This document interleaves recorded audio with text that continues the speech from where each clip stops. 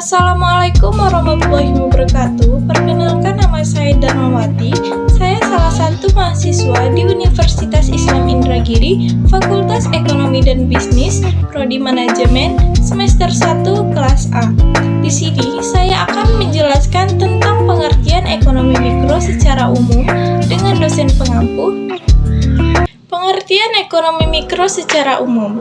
Secara umum, pengertian ekonomi mikro adalah ilmu yang mempelajari kegiatan ekonomi dari produsen dan konsumen dalam penentuan kuantitas, kualitas, dan harga barang atau jasa di pasar. Pelaku ekonomi dalam ekonomi mikro meliputi individu atau perseorangan dan perusahaan. Keputusan penawaran dan permintaan suatu barang atau jasa dapat diambil dengan cara menganalisis kegiatan dan memproses ekonomi mikro.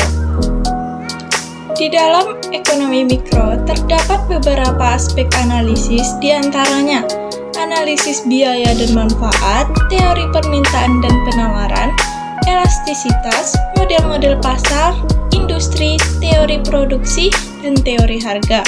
Peran ekonomi mikro di dalam suatu bisnis untuk membantu menjelaskan secara teoritis bagaimana kondisi di dalam persaingan sempurna dan menganalisis kegagalan pasar.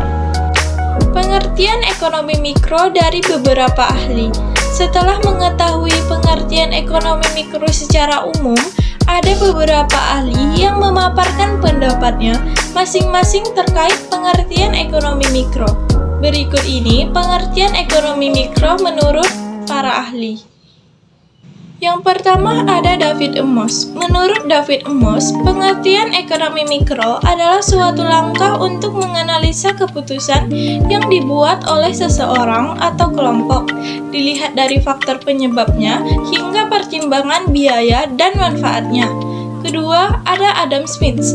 Pengertian ekonomi mikro menurut Adam Smith adalah poin ekonomi yang memiliki sifat ekonomis, rasional, hingga membuat pelaku ekonomi akan mempertimbangkan hal-hal rasional dalam pengambilan suatu keputusan.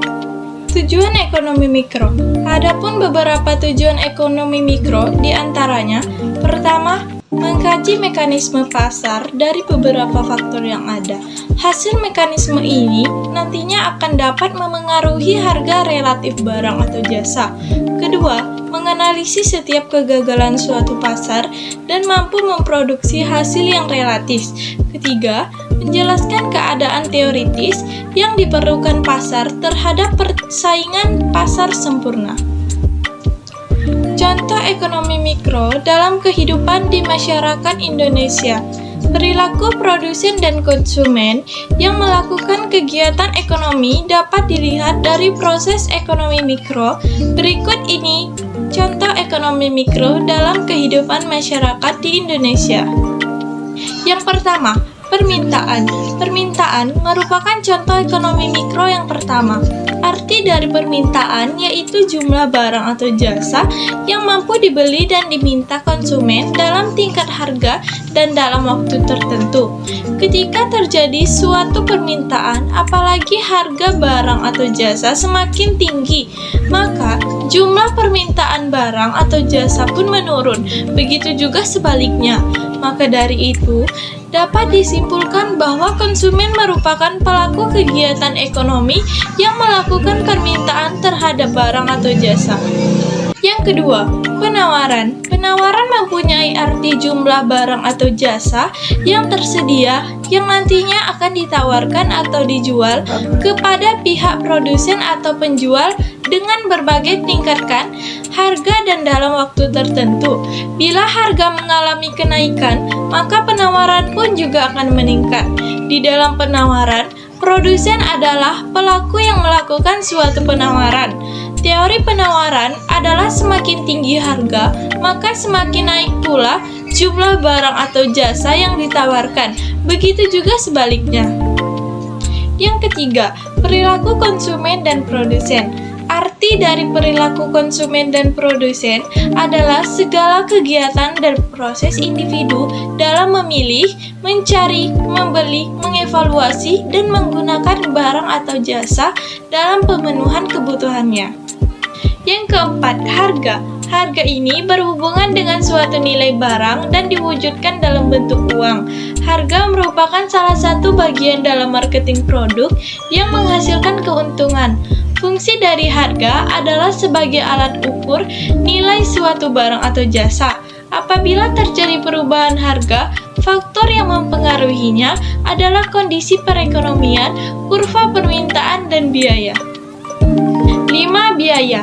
Biaya adalah pengeluaran dari perusahaan atau individu supaya dapat memperoleh manfaat yang lebih banyak dari berbagai kegiatan ekonomi yang dilakukan.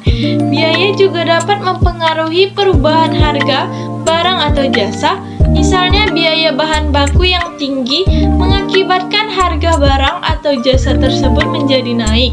Biaya di dalam ekonomi sering disebut sebagai cost. Hal ini karena biaya yang dikeluarkan memiliki tujuan untuk menghasilkan output produksi yang targetnya dapat dicapai. Yang terakhir, pasar. Pasar adalah tempat bertemunya penjual dan pembeli serta melakukan transaksi jual beli. Pengertian pasar tidak harus berkaitan dengan bentuk fisik karena pasar atau market tidak memiliki letak geografis dan dapat dilakukan secara daring atau online.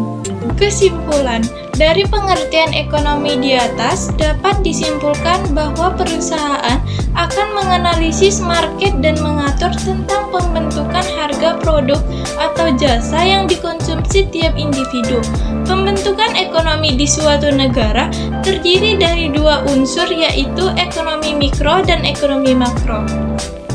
Baiklah, itu saja penjelasan dari saya. Saya mohon maaf apabila terdapat kekurangan atau kesalahan dalam perkataan, dan juga terima kasih telah menonton. Wassalamualaikum warahmatullahi wabarakatuh.